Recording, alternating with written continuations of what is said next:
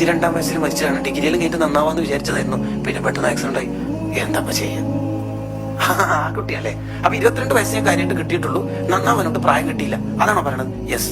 അപ്പൊ ഇവർക്കൊരു സന്തോഷമാവും. അള്ളാഹ് മനസ്സിലായില്ല എന്നുള്ള ആൾക്ക് ഇവർക്കൊരു സന്തോഷം. മേഡം എന്താ പറഞ്ഞത്?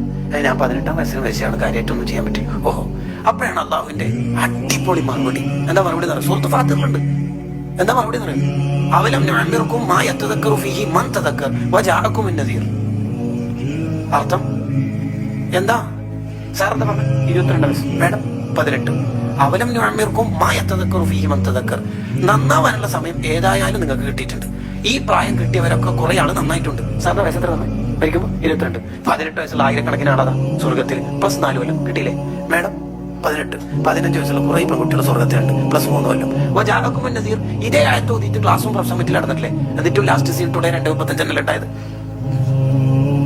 വജാഅകും അൻ-നദീർ. വല്ലാത്തൊരു വാക്കാത്. വജാഅകും അൻ-നദീർ. ഉപദേശം എത്ര